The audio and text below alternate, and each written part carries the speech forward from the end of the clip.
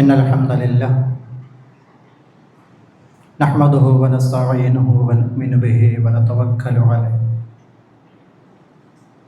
ونعوذ بالله من شرور أنفسنا ومن سيئات أعمالنا من يهده الله فلا مضل له ومن يضلل فلا هادي له وأشهد أن لا إله إلا الله وحده لا شريك له وأشهد أن محمدا عبده ورسوله أرسله بالهدى ودين الحق ليظهره على الدين كله ولو كره المشركون اللهم صل على محمد وعلى آل محمد كما صليت على إبراهيم وعلى آل إبراهيم اللهم بارك على محمد وعلى آل محمد كما باركت على إبراهيم وعلى آل إبراهيم إنك حميد مجيد أما بعد فإن خير الكلام كلام الله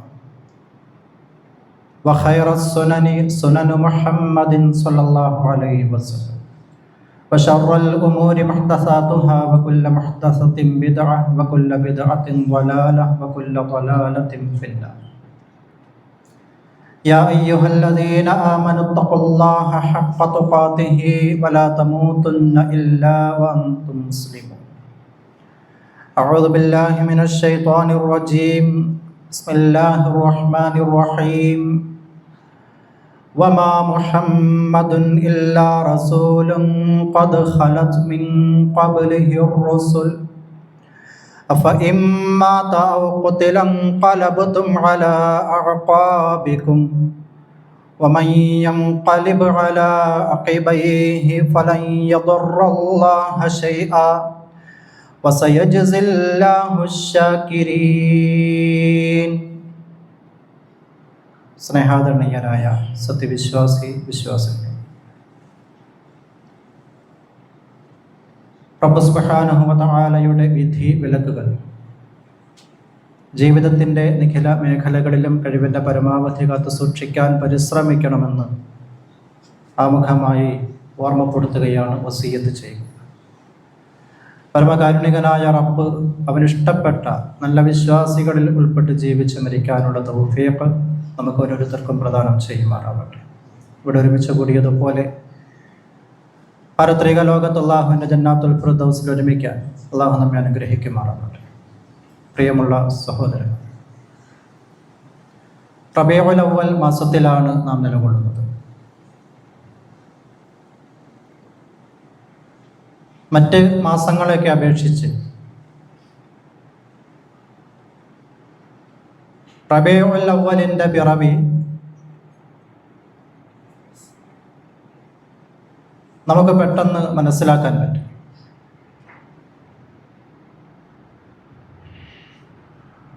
നാടൊട്ടുക്കും അലങ്കരിക്കപ്പെട്ട വർണ്ണ ശബളമായി മാറുന്ന പള്ളികളും പ്രവാചക പ്രകീർത്തനത്തിൻ്റെ മദ്ഹുർ റസൂലിൻ്റെ ഗ്രാൻഡ് മൗലിദിൻ്റെ ഒക്കെ പോസ്റ്ററുകൾ, അതിൻ്റെ ഫ്ലക്സുകൾ വഴിനീളെ നമ്മുടെ ശ്രദ്ധയിൽപ്പെടുന്ന ആ കാഴ്ചകളിലൂടെയെല്ലാം റബീഉൽ അവ്വലിലേക്ക് നമ്മൾ എത്തി എന്നത് നമ്മൾ ഓർമ്മപ്പെടുത്തും.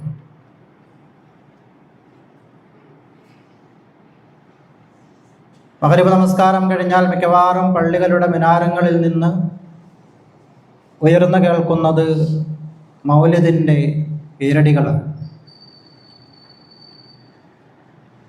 അങ്ങനെ പ്രവാചക സ്നേഹത്തിൻ്റെ പേരിൽ ധാരാളം കാര്യങ്ങൾ ഈ ഉമ്മത്ത് ഏറ്റെടുത്ത് നടപ്പാക്കി പോരുന്ന കുറേ കാര്യങ്ങൾ നാം കാണാറുണ്ട്. എല്ലായിടത്തും ചർച്ച ചെയ്യപ്പെടുന്നത് പ്രവാചകന്റെ ജനനത്തെക്കുറിച്ചാണ്. നബി സല്ലല്ലാഹു അലൈഹി വസല്ലമയുടെ ജനനം, അതുമായി ബന്ധപ്പെട്ട അതൊരു അത്ഭുത ജനനമായി ആളുകൾക്ക് മുമ്പിൽ വിശദീകരിക്കപ്പെടാറുണ്ട് പലപ്പോഴും.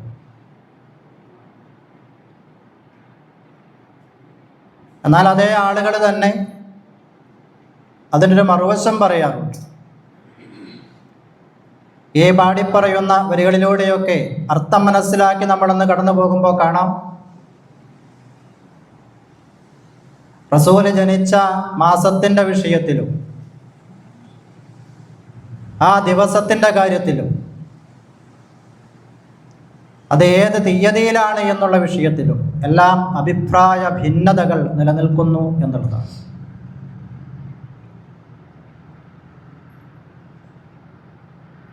പ്രവാചക ജനനം ചർച്ച ചെയ്യപ്പെടുമ്പോൾ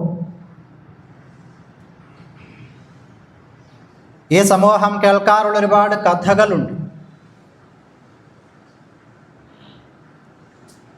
പേർഷ്യക്കാർ ആരാധിച്ചിരുന്ന പ്രവാചകന്റെ ജനനത്തോടുകൂടി അല്ലെങ്കിൽ ആ ജനന സമയത്ത് പേർഷ്യക്കാർ ആരാധിച്ചിരുന്ന വലിയൊരു അഗ്നി കുണ്ടാരം അത് അണഞ്ഞുപോയി എന്നും കഅബയിൽ സ്ഥാപിക്കപ്പെട്ടിരുന്ന 300ഓളം വരുന്ന വിഗ്രഹങ്ങൾ തലകുത്തി വീണുവെന്നും സാവ തടാകം എന്ന പേരിലൊരു തടാകത്തിലെ വെള്ളം മുഴുവൻ വറ്റിപ്പോയി എന്നുമൊക്കെയുള്ള അനേകം കഥകൾ നമ്മൾ കേൾക്കാറുണ്ട്. അതുപോലെ തന്നെ നബി സല്ലല്ലാഹു അലൈഹി വസല്ലമ ചലാകർമ്മം ചെയ്യപ്പെട്ട നിലയിലാണ് ജനിച്ചത് എന്നും സുറുമ എഴുതിയിട്ടുണ്ടായിരുന്നു ആ ജനന സമയത്ത് എന്നും അതും കഥകളാണ്. യഥാർത്ഥത്തിൽ ആദ്യം പറഞ്ഞതാണ് വസ്തുത. റസൂൽ എപ്പോൾ ജനിച്ചു ആ തീയതിയുടെ വിഷയത്തിലും ദിവസത്തിൻ്റെ കാര്യത്തിലൊക്കെ ലോകത്ത് പ്രത്യേകിച്ച് ഇസ്ലാമിക പണ്ഡിതന്മാർക്കിടയിൽ അഭിപ്രായ ഭിന്നത നിലനിൽക്കുന്നു എന്നുള്ളത്. ഇത്രമാത്രം അത്ഭുതങ്ങളും ഒക്കെ ആ ജനനത്തിൻ്റെ പേരിൽ സംഭവിച്ചിട്ടുണ്ട് എങ്കിൽ ഒരു ഭിന്നത ആ വിഷയത്തിൽ വരുമായിരുന്നില്ല, ലോകമറിയുമായിരുന്നു ആ ജനനം. പക്ഷെ അതല്ല നമ്മൾ കാണുന്നത്. പ്രാമാണികമായി നോക്കുമ്പോൾ നമുക്കെല്ലാവർക്കും മനസ്സിലാക്കാൻ കഴിയുന്നൊരു കാര്യം, ഇപ്പോൾ പരിശുദ്ധ ഖുർആൻ എടുത്ത് നോക്കിയാലും ഹദീസ് ഗ്രന്ഥങ്ങളെടുത്ത് പരിശോധിച്ചാലും എല്ലായിടത്തും ചർച്ച ചെയ്യപ്പെടുന്ന മറ്റൊരു വിഷയമുണ്ട്. അത് റസൂലുള്ളാഹി സ്വല്ലല്ലാഹു അലൈഹി വസല്ലമയുടെ വഫാത്തിനെ കുറിച്ചാണ്, മരണത്തെക്കുറിച്ചാണ്. അതിൻ്റെ തീയതിയുടെ കാര്യത്തിൽ ലോകത്തൊരാൾക്കും അഭിപ്രായ ഭിന്നതയില്ല. അത് റബീഉൽ അവ്വൽ മാസത്തിലെ 12-ാം തീയതി തിങ്കളാഴ്ച സുബഹിയോടടുത്ത സമയത്തായിരുന്നു ആ മരണം എന്നുള്ളത് ആർക്കും തർക്കമില്ലാത്തൊരു വസ്തുതയാണ്. കാരണം റസൂൽ മരിക്കുമ്പോൾ ആ വഫാത്തിൻ്റെ വേളയിൽ ലോകമറിയപ്പെട്ട പ്രവാചകനായിട്ടാണ് ഈ ലോകത്തോട് വിട പറഞ്ഞു പോയത്. അതുകൊണ്ട് തന്നെ അതിലൊരു ഭിന്നത നിലനിൽക്കുന്നില്ല എന്നുള്ളതാണ് വസ്തുത. പരിശുദ്ധ ഖുർആൻ എടുത്തു നോക്കിയാൽ ധാരാളം സ്ഥലങ്ങളിൽ റസൂൽ സ്വല്ലല്ലാഹു അലൈഹി വസല്ലമയുടെ മരണവുമായി ബന്ധപ്പെട്ട പരാമർശങ്ങൾ കാണാം. റസൂലേ ഇന്നക മയ്യിത്തുൻ വ ഇന്നഹും മയ്യിത്തുൻ, തീർച്ചയായും താങ്കൾ മരണപ്പെടും, താങ്കൾ മാത്രമല്ല അവരും മരണപ്പെടും, എല്ലാവരും ജനിച്ചവർക്കൊക്കെ മരണമുണ്ട് എന്നത് റസൂലുള്ളാഹി സ്വല്ലല്ലാഹു അലൈഹി വസല്ലമയോട് ഉണർത്തിക്കൊണ്ട് അല്ലാഹു തആല അറിയിക്കുകയാണ്. സൂറത്ത് ആല ഇംറാനിന്റെ 144-ാമത്തെ വചനത്തിൽ കാണാം, വമാ മുഹമ്മദുൻ ഇല്ലാ റസൂൽ, മുഹമ്മദ് റസൂലുള്ളാഹി സ്വല്ലല്ലാഹു അലൈഹി വസല്ലമ അല്ലാഹുവിൻ്റെ ഒരു ദൂതനാണ്. ഖദ് ഖലത് മിൻ ഖബ്ലിഹിർ റുസുൽ, ആ പ്രവാചകന് മുമ്പും അനേകം പ്രവാചകന്മാർ ഇവിടെ കഴിഞ്ഞു പോയിട്ടുണ്ട്. അഫ ഇൻ മാത ഔ ഖുതില ഖലബതും അലാ അഅഖാബികും വമൻ യൻഖലിബു അലാ അഖിബൈഹി ഫലൻ യദുറല്ലാഹു ശൈഅ, ആ പ്രവാചകൻ മരണപ്പെടുകയോ അതല്ലെങ്കിൽ ആ പ്രവാചകൻ വഫാത്താവുകയോ ചെയ്യുമ്പോൾ നിങ്ങൾ നിങ്ങളുടെ ആദർശം ഒഴിവാക്കി, നിങ്ങൾക്ക് ഇതേവരെ ആ പ്രവാചകൻ പറഞ്ഞു തന്ന ജീവിത ദർശനങ്ങൾ മാറ്റിവെച്ചുകൊണ്ട് നിങ്ങൾ പിന്നാക്കം മാറിപ്പോവുകയാണ് എങ്കിൽ ഫലൻ യദുറല്ലാഹു ശൈഅ, അതുകൊണ്ട് അള്ളാഹുവിന് നഷ്ടമൊന്നുമില്ല, ഒരു പ്രയാസവും അള്ളാഹു സുബ്ഹാനഹു വ തആലയ്ക്ക് അതുവഴി നിങ്ങൾ വരുത്തി വയ്ക്കുന്നില്ല. നേരെ മറിച്ച് അതിൻ്റെ അനന്തര ഫലങ്ങൾ അത് നിങ്ങൾക്ക് തന്നെയാണ്. വസയജ്സില്ലാഹു ശാകിരീൻ, നന്ദി കാണിക്കുന്നവർക്ക് അല്ലാഹു തആല പ്രതിഫലം നൽകുക തന്നെ ചെയ്യും. റസൂലുള്ളാഹി സ്വല്ലല്ലാഹു അലൈഹി വസല്ലമ മരണപ്പെട്ടു എന്നറിഞ്ഞത് സ്വഹാബത്തിനൊന്നും അത് ഉൾക്കൊള്ളാൻ പറ്റിയിട്ടില്ല. ആ ചരിത്രമൊക്കെ പലവരും നമ്മൾ കേട്ടതാണ്. സ്വഹാബത്ത് ആ മരണം ഉൾക്കൊള്ളാനാവാതെ പ്രയാസപ്പെട്ടൊരു സന്ദർഭം, പ്രത്യേകിച്ച് ഉമർ റളിയല്ലാഹു അൻഹുവിനെ പോലെയുള്ള ആളുകൾ റസൂൽ മരണപ്പെട്ടു എന്ന് ആരെങ്കിലും പറഞ്ഞാൽ ആ മനുഷ്യൻ്റെ തല ഞാൻ ഉരിയും തല വെട്ടിക്കളയുമെന്ന് പറഞ്ഞ് ഊരിയ വാളുമായിട്ട് നിൽക്കുന്ന ഉമർ റളിയല്ലാഹു അൻഹുവിനെ പോലെയുള്ളവർ.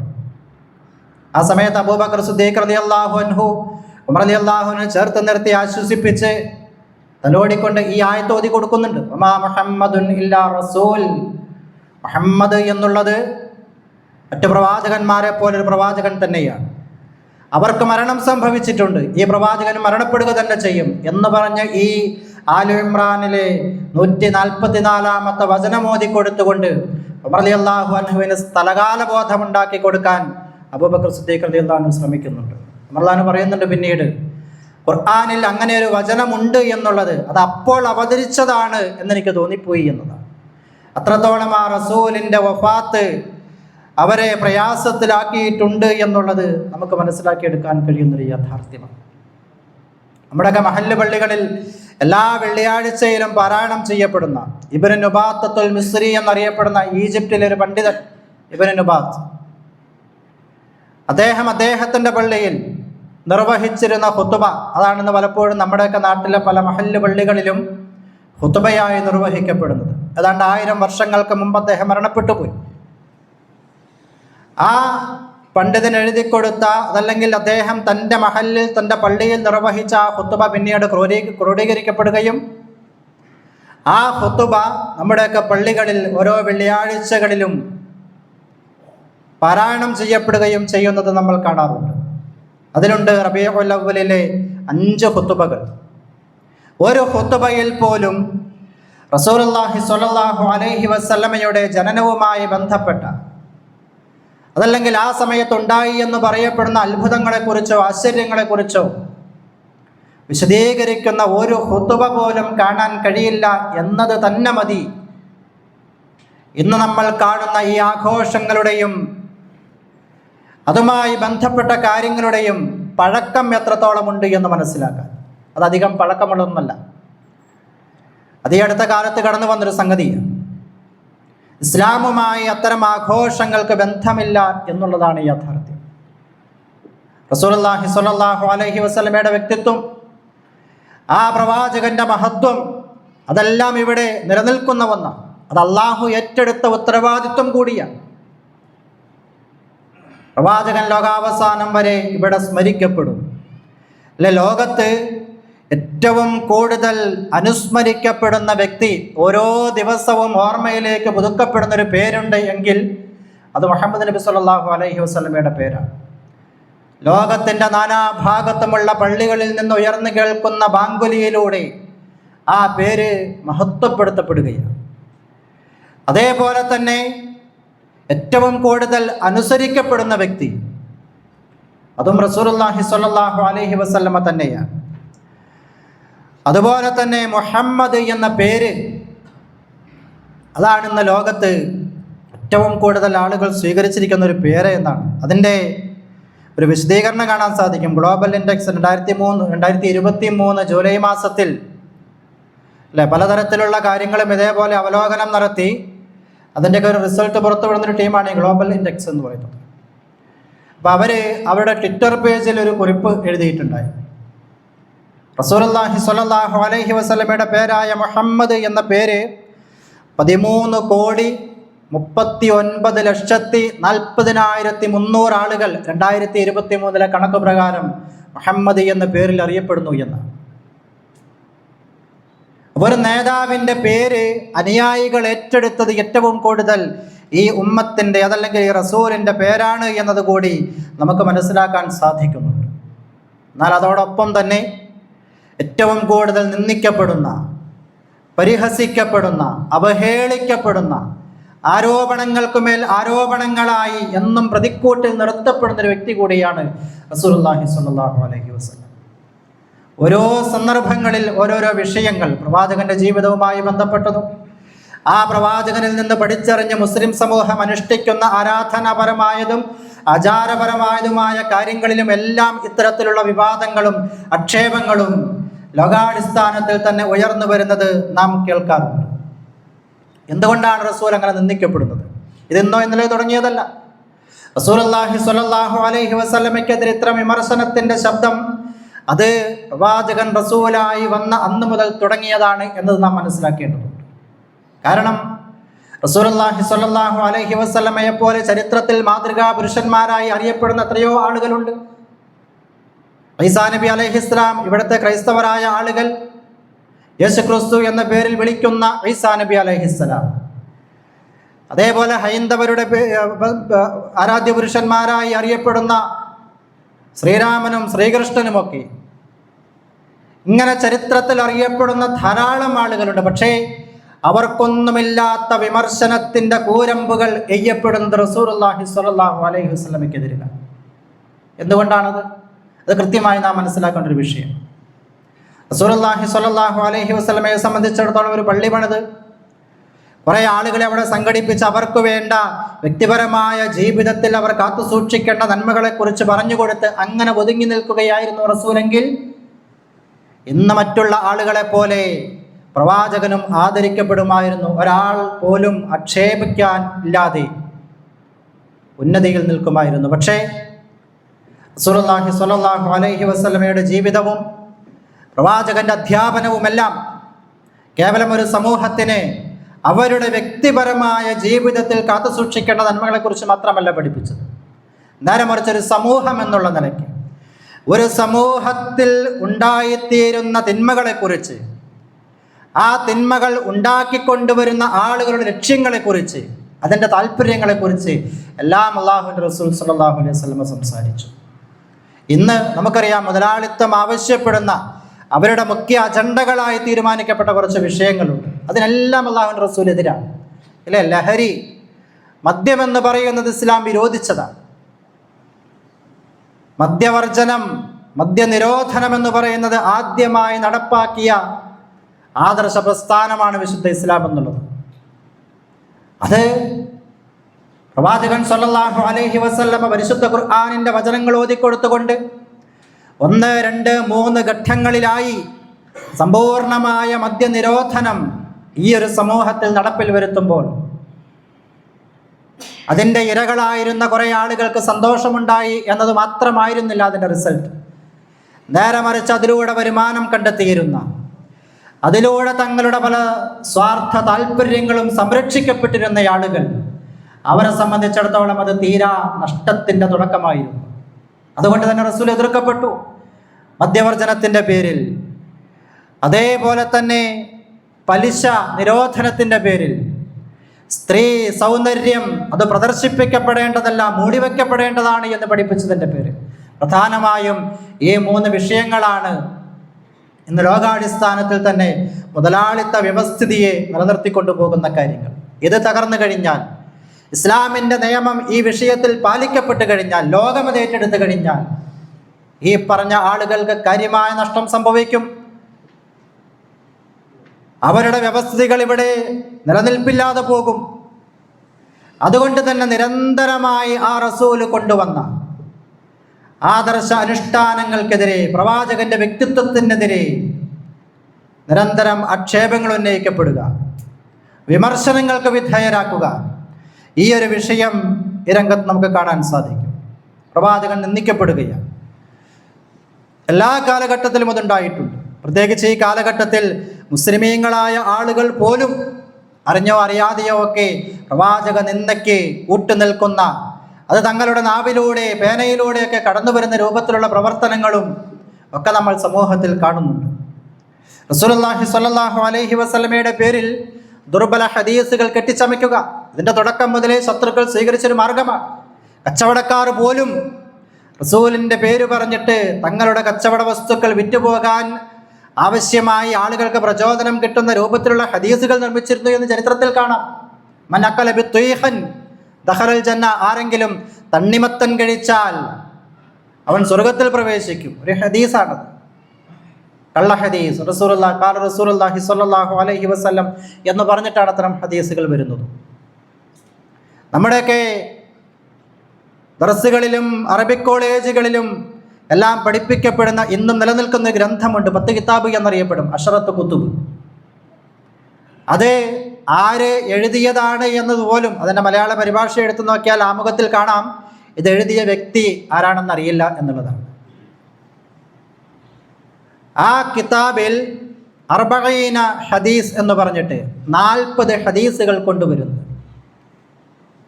ആ ഹദീസുകളിൽ 30-ലധികം ഹദീസുകൾ ഇസ്ലാമിക ലോകത്തിന് പരിചയമില്ലാത്ത ഹദീസുകളാണ്. റസൂലുള്ളാഹി സ്വല്ലല്ലാഹു അലൈഹി വസല്ലം എല്ലാ ഹദീസും തുടങ്ങുന്നതാണ് ഖാല റസൂലുള്ളാഹ്, അല്ലാഹുവിൻ്റെ റസൂൽ പറഞ്ഞു എന്ന് പറഞ്ഞിട്ട് തുടങ്ങുന്ന 30ഓളം ഹദീസുകൾ ഇസ്ലാമിക ലോകത്തിൻ്റെ ഹദീസ് പണ്ഡിതന്മാർക്ക് ഹദീസ് കിതാബുകളിൽ ഒന്നും നമ്മൾ കാണാത്ത ഹദീസുകൾ. അഷ്റത്ത് കുത്തുബ് പഠിക്കാത്ത ആരവിടെ ഒരു ഉസ്താദാവുക? ഒരാളൊരു മുസ്ലിയാർ ആയി സമൂഹത്തിലേക്ക് ഇറങ്ങിത്തിരിക്കണമെങ്കിൽ പഠിപ്പിക്കപ്പെടുന്ന സിലബസിൻ്റെ ഭാഗമായി മാറിയിട്ടുള്ള കിതാബാണ് അഷ്റത്ത് കുത്തുബ്. അതേപോലെ തഫ്സീറുകളിൽ നോക്കിയാൽ കാണാം എത്രയോ കഥകൾ റസൂലുള്ളാഹി സ്വല്ലല്ലാഹു അലൈഹി വസല്ലമയുടെ വ്യക്തിത്വത്തെ ഇടിച്ചു താഴ്ത്തുന്ന പ്രവാചകന്റെ മഹത്വത്തെ ഇല്ലായ്മ ചെയ്യുന്ന തഫ്സീറുകളിൽ വിശദീകരിക്കപ്പെട്ട കാര്യങ്ങൾ. ഇതൊക്കെ നമ്മുടെ സമൂഹം പഠിക്കുകയും ഏറ്റെടുക്കുകയും അത് കാലങ്ങളായി കൈമാറി വരികയും ചെയ്തുകൊണ്ടിരിക്കുകയാണ്. ഇവിടെയാണ് മുസ്ലിം സമൂഹം പോലും പ്രവാചക നിന്ദയ്ക്ക് കൂട്ടുനിൽക്കുന്നു എന്ന് നമുക്ക് പറയേണ്ടി വരുന്നത്. ഗൗരവമായി നാം ഓരോരുത്തരും തിരിച്ചറിയേണ്ട വിഷയമാണത്. അല്ലാഹു റസൂൽ സല്ലല്ലാഹു അലൈഹി വസല്ലം പറഞ്ഞൊരു വാക്കുണ്ട്, മൻ യഖുൽ അലയ്യ മാലം അഖുൽ.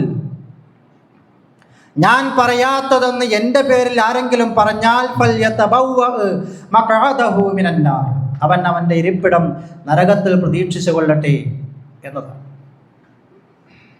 ഇപ്പം ഹദീസുകൾ എന്ന് പറഞ്ഞ് പ്രത്യേകിച്ചെന്ന് സോഷ്യൽ മീഡിയയിലൂടെയൊക്കെ കടന്നു വരുന്ന പല വചനങ്ങളും അതൊക്കെ ഒരാവർത്തി കൂടി പരിശോധിച്ച് ഹദീസാണ് എന്ന് ഉറപ്പുവരുത്തിയിട്ടേ അത് ഷെയർ ചെയ്യാനും മറ്റുള്ളവരിലേക്ക് എത്തിക്കാനൊക്കെ പാടുള്ളൂ എന്ന വസ്തുത കൂടി നമ്മൾ മനസ്സിലാക്കേണ്ടതുണ്ട്.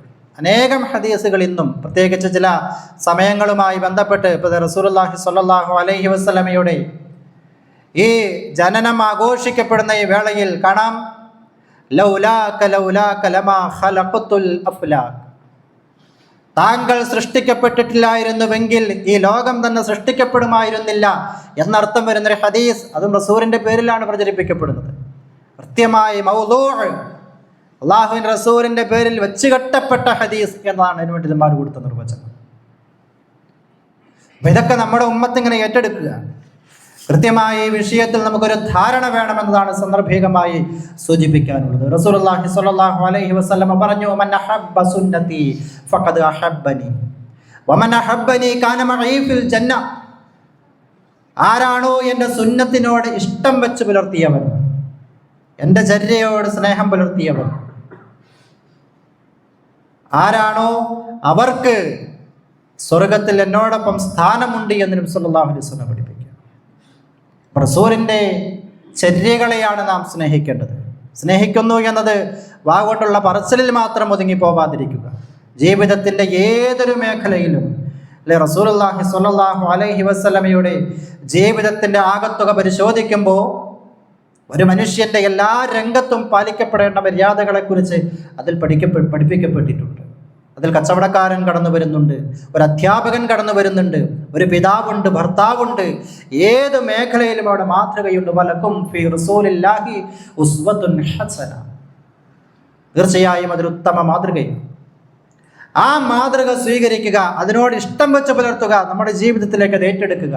അതാണ് പ്രവാചക സ്നേഹം എന്ന് പറയുന്നത്. സ്വഹാബത്ത് അല്ലാഹുവിൻ്റെ റസൂലിനെ സ്നേഹിച്ച രീതി അതായിരുന്നു.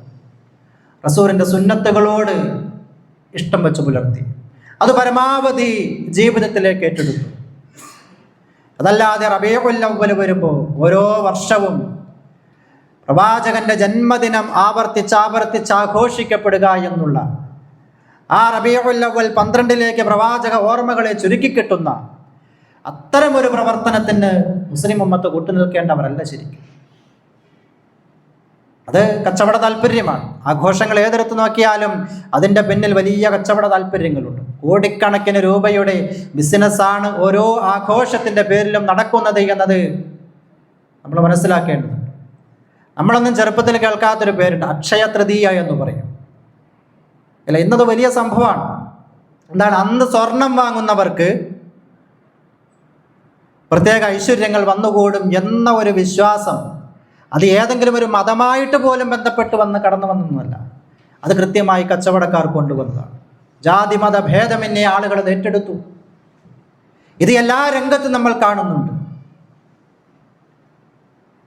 പ്രവാചക ജന്മദിനത്തിൻ്റെ പേരിലും നടക്കുന്നത് അതൊക്കെ തന്നെയാണ് എന്നുള്ള കാര്യം കൃത്യമായി നാം മനസ്സിലാക്കണം. അല്ലേ? കേരളം അറിയപ്പെട്ട ഒരു ഉസ്താദ് കഴിഞ്ഞ ദിവസം പ്രഖ്യാപിച്ചൊരു പ്രഖ്യാപനം നമ്മൾ കേട്ടു. ഞാൻ കൊണ്ടുവന്ന എൻ്റെ കൈവശമുള്ള പ്രവാചകൻ്റെ മുടി 1/2 സെൻറ്റിമീറ്റർ വലിപ്പം വച്ചിരിക്കുന്നു എന്ന് അദ്ദേഹം പറഞ്ഞത്. അത് നല്ലൊരു കച്ചവട ലക്ഷ്യാർത്ഥത്തിൽ അദ്ദേഹം പറഞ്ഞതാണ്. അദ്ദേഹത്തിൻ്റെ വാക്കുകൾക്ക് വില കൽപ്പിക്കുന്ന അനേകായിരങ്ങൾ ഈ നാട്ടിലുണ്ട്. ആ വാക്കുകൾ പ്രമാണബദ്ധമാകണം, ഖുർആനിൻ്റെയോ ഹദീസിൻ്റെയോ വെളിച്ചത്തിലാവണമെന്ന് യാതൊരു നിർബന്ധവുമില്ലാത്ത കുറേ ആളുകൾ.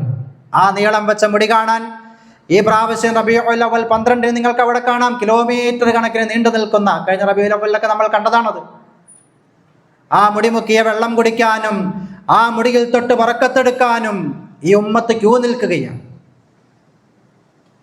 എങ്ങോട്ടാണ് ഈ സമൂഹം പോകുന്നത്? പണ്ഡിതന്മാർ, പുരോഹിതന്മാർ, ഈ ഉമ്മത്തിൻ്റെ നേതൃത്വത്തിലുള്ളവർ എന്നറിയപ്പെടുന്നവർ ഈ ഉമ്മത്തിനെ എങ്ങോട്ട് കൊണ്ടുപോകുന്നു എന്നത് കൃത്യമായി നാം പരിശോധിക്കണം. ഇതൊക്കെ എന്തുകൊണ്ട് സംഭവിക്കുന്നു എന്ന് ചോദിച്ചാൽ നമ്മുടെ അറിവില്ലായ്മയെ ഒരു ചൂഷണം ചെയ്യുന്നു. ഇസ്ലാമിൽ മാത്രമല്ല, എല്ലാ രംഗത്തും നമ്മൾ കാണുന്ന ഒന്നാണ്.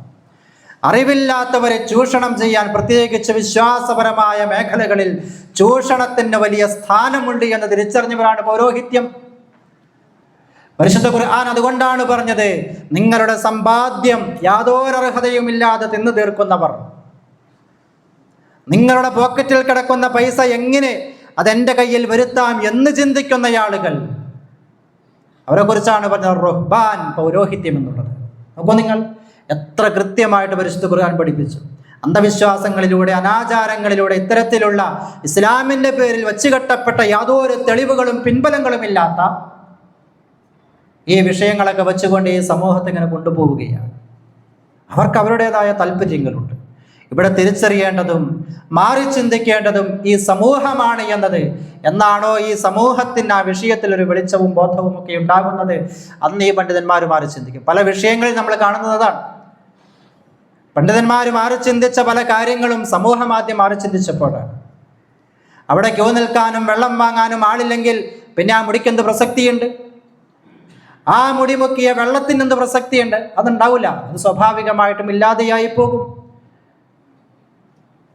റൗള ഷരീഫിലെ പൊടിയാണ് എന്ന് പറഞ്ഞിട്ട്, നമ്മളൊക്കെ ഉംറയ്ക്ക് പോയ ആളുകളാണ്.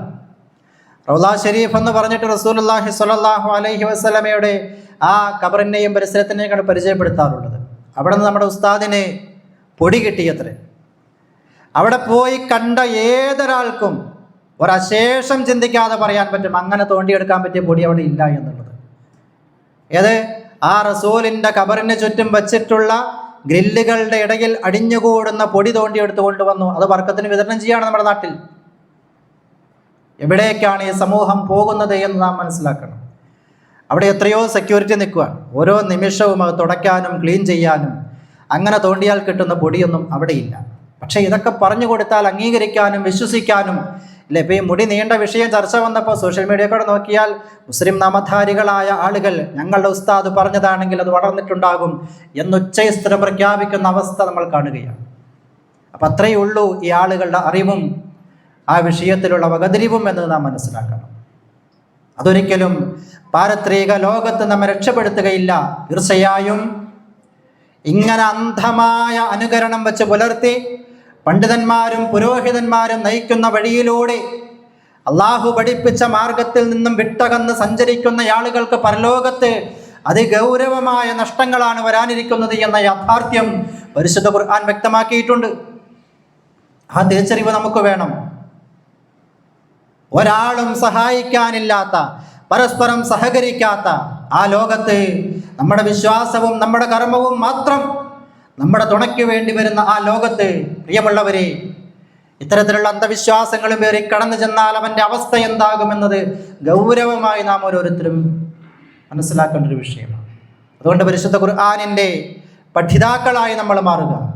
ഖുർആൻ ഒരാവർത്തി ആശയമറിഞ്ഞ് മനസ്സിലാക്കി വായിച്ചാൽ തന്നെ ഇത്തരത്തിലുള്ള അബദ്ധങ്ങളിൽ നിന്ന്, ഈ രൂപത്തിലുള്ള വഴികേടുകളിൽ നിന്ന് മാറി ചിന്തിക്കാൻ കഴിയുമെന്നുള്ളതാണ്.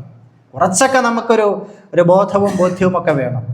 ഭൗതികമായി ഏത് വിഷയത്തിലും നമ്മൾ ഭയങ്കര ചിന്തയുള്ളവരാണ്. കൃത്യമായി ഏതൊരു കാര്യത്തെയും ഇഴകീറി പരിശോധിച്ച് അതിൻ്റെ നെഗറ്റീവ് എന്ത് പോസിറ്റീവ് എന്ത് എന്ന് മനസ്സിലാക്കി നഷ്ടമില്ലാത്ത രൂപത്തിൽ ആ കാര്യത്തെ കൃത്യമായി വിശകലനം നടത്തിയിട്ട് ആ വിഷയവുമായി ബന്ധപ്പെടുന്ന ആളുകൾ മതപരമായ രംഗത്ത് ഇത്തരം കാര്യങ്ങൾ കടന്നു വരുമ്പോൾ സ്വന്തം ബുദ്ധിയും ചിന്തയും പ്രമാണങ്ങളും എല്ലാം മാറ്റിവെച്ചുകൊണ്ട് അതിനെയൊക്കെ വിശ്വസിക്കുകയും അംഗീകരിക്കുകയും ഈ പണ്ഡിതന്മാർക്ക് കീഴിലേക്ക് അവരുടെ ബുദ്ധിയും ചിന്തയും എല്ലാം വെച്ചു കൊടുക്കുകയും ചെയ്യുന്നൊരവസ്ഥ, അത് അതിഗൗരവമായൊരു വിഷയമാണ്. അങ്ങനെയുള്ള ആളുകൾ ഉള്ളത് കൊണ്ടാണ് ഇവർക്ക് ഇത്തരത്തിലുള്ള ചിന്തകൾ മുളപൊട്ടുന്നത് എന്ന് നമ്മൾ മനസ്സിലാക്കണം. അതുകൊണ്ട് റസൂലിനെ സ്നേഹിക്കേണ്ടത് റസൂലിൻ്റെ ചര്യകൾ പിൻപറ്റിക്കൊണ്ടാവണം. ആ സ്നേഹം മാത്രമേ പരലോകത്ത് രക്ഷയ്ക്കെത്തുകയുള്ളൂ എന്നത് പരിശുദ്ധ ഖുർആനും തിരുസുന്നത്തും നമുക്ക് പഠിപ്പിച്ചതാണ്. അതുകൊണ്ട് ഗൗരവത്തിൽ ചിന്തിക്കുക. ഇന്ന് നമ്മൾ കാണുന്ന ഈ വർണ്ണ ശബളിമയാർന്ന റോഡ് ബ്ലോക്കാക്കിയുള്ള ഘോഷയാത്രയും അതേപോലെ ചെമ്പുകൾ നിരത്തി വെച്ചുകൊണ്ടുള്ള അന്നദാനവും ഇതൊന്നുമല്ല പ്രവാചക സ്നേഹത്തിൻ്റെ പേരിൽ നടക്കേണ്ടത്. അതൊക്കെ പിൽക്കാലത്ത് കടത്തിക്കൂട്ടിയ ദീനെന്ന് പറയുന്നത് റസൂലുള്ളാഹി സ്വല്ലല്ലാഹു അലൈഹി വസല്ലമ പറയുന്നുണ്ട്, ഒരു കാലഘട്ടം വന്നു കഴിഞ്ഞാൽ ദീനിൽ അതിൻ്റെ പേരുകൾ മാത്രം അവശേഷിക്കുകയും അതിൻ്റെ മർമ്മവും കാമ്പും കഴമ്പുമെല്ലാം ചോർന്നു പോവുകയും ചെയ്യുന്ന ഒരു കാലഘട്ടത്തിലേക്ക് എൻ്റെ ഉമ്മത്ത് നടന്നെടുക്കുമെന്നതാണ്. ഇന്ന് നമ്മൾ നോക്കുമ്പോൾ ആ അവസ്ഥയിലേക്കാണ് പോയിക്കൊണ്ടിരിക്കുന്നത്. നോക്കുമ്പോൾ നല്ല നല്ല പേരുകളുള്ള മനുഷ്യന്മാർ, പക്ഷേ റസൂലുള്ളാഹി സ്വല്ലല്ലാഹു അലൈഹി വസല്ലമയുടെ അധ്യാപനങ്ങളോട്, ജീവിത രീതികളോട്, ആ സുന്നത്തുകളെ പിൻപറ്റുന്ന വിഷയത്തിൽ എവിടെ നിൽക്കുന്നു എന്നുള്ളത് ഗൗരവമായൊരു പരിശോധനയ്ക്ക് വിധേയമാക്കിയ അവിടെ നമ്മളൊക്കെ ഒരു ബിഗ് സീറോ ആയി മാറുന്നു എന്നുള്ളത് യാഥാർത്ഥ്യമാണ്. അതുകൊണ്ട് എൻ്റെ പ്രിയമുള്ളവർ, ഒന്ന് മാറി ചിന്തിക്കാൻ ഉള്ള സമയമാണിത്. പ്രവാചക സ്നേഹത്തിൻ്റെ പേരിൽ പലതരത്തിലുള്ള കാഴ്ചകൾ നമ്മൾ കാണുമ്പോൾ കൃത്യമായി മനസ്സിലാക്കുക, പ്രവാചക സ്നേഹമെന്ന് പറയുന്നത് ഒരു ആരാധനാ കർമ്മമാണ്. നമസ്കാരം പോലെ, നോമ്പ് പോലെ, ഹജ്ജ് പോലെ കൃത്യമായി നമ്മൾ മനസ്സിലാക്കേണ്ടത് ഒരു പുണ്യം കിട്ടുന്ന കർമ്മമാണത്. പക്ഷെ അതിൻ്റെ രൂപവും ഭാവവും എല്ലാം നമ്മൾ കണ്ടെത്തേണ്ടത് അത് പ്രവാചക മാതൃകയിൽ നിന്നും സ്വഹാബത്തിൻ്റെ ജീവിതത്തിൽ നിന്നുമായിരിക്കണം. ഇന്ന് നമ്മൾ കാണുന്നതല്ല പ്രവാചക സ്നേഹം. അല്ലാഹു സുബ്ഹാനഹു വ തആല റസൂലുള്ളാഹി സ്വല്ലല്ലാഹു അലൈഹി വസല്ലമയെ അക്ഷരാർത്ഥത്തിൽ സ്നേഹിക്കുകയും പിൻപറ്റുകയും ചെയ്യുന്ന ആളുകളിൽ നമ്മെല്ലാം ഉൾപ്പെടുത്തി അനുഗ്രഹിക്കുമാറാവട്ടെ. അഖൂലു ഖൗലി ഹാദാ വഅസ്തഗ്ഫിറുല്ലാഹ ലീ വലക്കും വസ്തഗ്ഫിറൂ ഇന്നഹു ഹുവൽ ഗഫൂറുർ റഹീം.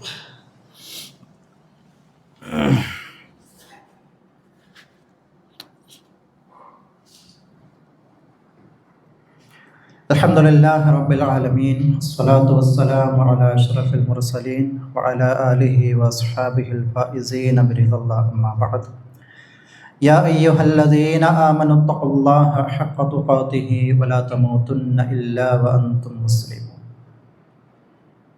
പ്രിയമുള്ള സഹോദരങ്ങളെ, അള്ളാഹുവിൻ്റെ അജ്ഞാനവർത്തികളായി ജീവിക്കണമെന്ന് ഒരിക്കൽ കൂടി ഓർമ്മപ്പെടുകയാണ്. റസൂലുള്ളാഹി സ്വല്ലല്ലാഹു അലൈഹി വസല്ലമയുടെ ഒരു വചനം, മൻ തശബ്ബഹ ബിഖൗമിൻ ഫഹുവ മിൻഹു. ആരെങ്കിലും ഒരു കൗമിനോട് സാദൃശ്യപ്പെട്ട് കഴിഞ്ഞാൽ ഫഹുവ മിൻഹും, അവൻ അവരിൽപ്പെട്ടവനായി മാറുകയാണ് എന്നത്. ധാരാളം വിശദീകരണങ്ങൾ വന്നിട്ടുള്ളൊരു ഹദീസാണിത്. എന്ത് വിഷയത്തിലാണ് അള്ളാഹുവിൻ്റെ റസൂൽ ഇത് പറഞ്ഞത് എന്നത് മറ്റ് ഹദീസുകൾ വെച്ചുകൊണ്ട് തന്നെ വിശദീകരിക്കപ്പെടാൻ മറ്റൊരു വിഷയമാണിത്. ഇതിൽ മൻ തശബ്ബഹ ബിഖൗമിൻ എന്ന് പറഞ്ഞത് ഒരു കൗമിനോട് ആരെങ്കിലും സാദൃശ്യനായി കഴിഞ്ഞാൽ, ആരെങ്കിലും എന്ന് പറഞ്ഞത് മുസ്ലിമിനെ ഉദ്ദേശിച്ചിട്ടാണ്. ഒരു മുസ്ലിം മറ്റൊരു ജനതയോട് സാദൃശ്യപ്പെട്ട് കഴിഞ്ഞാൽ ഫഹുവ മിൻഹും, അവൻ ഇവിടെ നിന്ന് പോയി, അവരിലാണ് എന്നതാണ് പറഞ്ഞത്. മുസ്ലിം ഉമ്മത്തിൻ്റെ പ്രത്യേകതകൾ പഠിപ്പിക്കുന്നിടത്ത് അവർക്കൊരു വ്യക്തിത്വം അല്ലാഹുവിൻ്റെ റസൂൽ പഠിപ്പിച്ചത് അതെല്ലാ രംഗത്തുമുണ്ട്. പ്രത്യേകിച്ച് നമുക്ക് പറയേണ്ടി വരുന്നത് ഓരോ ആഘോഷഘട്ടങ്ങളിലാണ്. ഇപ്പോൾ നമ്മൾ ഒരു വശത്ത് നബിദിനാഘോഷമാണ് എങ്കിൽ മറുവശത്ത് മറ്റു ചില ആഘോഷങ്ങളുടെ പൊലിമയിലാണ് സമൂഹം മുഴുവനുമുള്ളത്. അതിൽ ഒട്ടും കുറയാത്തൊരു പങ്ക് മുസ്ലിം സമൂഹത്തിലെ മെമ്പർമാരും അതിൽ പങ്കാളിത്തമാകുന്നു എന്നത് ഒരു യാഥാർത്ഥ്യമാണ്. ഈ ഹദീസിനെ നമ്മൾ ശരിക്കൊന്ന് മനസ്സിലാക്കണം. നമ്മുടെ ഒരു ആഘോഷത്തിൻ്റെ പേരിൽ അവരുടെ വേഷവിധാനം സ്വീകരിക്കുമ്പോൾ, അതല്ലെങ്കിൽ അതിൽ അവർ സ്വീകരിക്കുന്ന നിലപാടുകളോട് നമ്മൾ താദാത്മ്യം പ്രാപിക്കുമ്പോൾ, അതിലൂടെയൊക്കെ സംഭവിക്കുന്നത് ഒരു മുസ്ലിമിൻ്റെ വ്യക്തിത്വം, അവൻ്റെ ആദർശം അത് നഷ്ടപ്പെട്ടു പോവുകയും അവരിലേക്ക് അവൻ എത്തിപ്പെടുകയും ചെയ്യുന്നു എന്നർത്ഥം. വളരെ ഗൗരവത്തിൽ നമ്മൾ മനസ്സിലാക്കണം. മുസ്ലിമിനെ സംബന്ധിച്ചിടത്തോളം അവന് പഠിപ്പിക്കപ്പെട്ട ആഘോഷങ്ങൾ 2 പെരുന്നാളുകളാണ്. എന്നാൽ സമൂഹത്തിൽ നിരവധി ആഘോഷങ്ങളുണ്ടാകും. അതിലെവിടെയാണ് നമ്മൾ പങ്കെടുക്കേണ്ടത്, ഏത് രൂപത്തിലാണത് പങ്കെടുക്കേണ്ടത് എന്നത് കൃത്യമായി പരിശോധിക്കുകയും മനസ്സിലാക്കുകയും ചെയ്യേണ്ട ബാധ്യത നമുക്ക് വേണം. ആളുകളെല്ലാവരും ചെയ്യുന്നു, ഞാനും ചെയ്യുന്നു എന്ന ഒരു കൂടക്കൂടി നിലപാട് അതൊരു വിശ്വാസിക്ക് ചേർന്നതല്ല. ലാ തകൂനു ഇമ്മഅ, അല്ലാഹുവിന്റെ റസൂൽ പറഞ്ഞത്, നിങ്ങൾ ആളുകളെല്ലാവരും എന്തൊക്കെ ചെയ്യുന്നോ അതൊക്കെ ഞാനും ചെയ്യുന്നു എന്ന നിലപാട്, കൂടക്കൂടികളാവുക എന്ന നിലപാട് സ്വീകരിക്കാൻ പാടില്ല. ഇൻ അഹ്സൻതും അഹ്സൻ, അവർ നന്മ ചെയ്താൽ നിങ്ങൾ നന്മ ചെയ്യും, അവർ പോകുന്നത് തിന്മയിലാണെങ്കിൽ നിങ്ങളും അത് ഏറ്റെടുക്കും. അങ്ങനെയുള്ള ഒരു നിലപാട് സത്യവിശ്വാസികൾ സ്വീകരിക്കരുത്. അവർക്ക് അവരുടേതായ നിലപാടുകൾ വേണം. പ്രത്യേകിച്ച് മതത്തിൻ്റെ ആദർശത്തിൻ്റെ കാര്യങ്ങളിലൊക്കെ അതിലൊരു വിട്ടുവീഴ്ച പാടില്ല എന്നുള്ള കാര്യം അല്ലാഹുവിൻ്റെ റസൂൽ ഗൗരവമായി ഓർമ്മപ്പെടുത്തിയിട്ടുണ്ട്.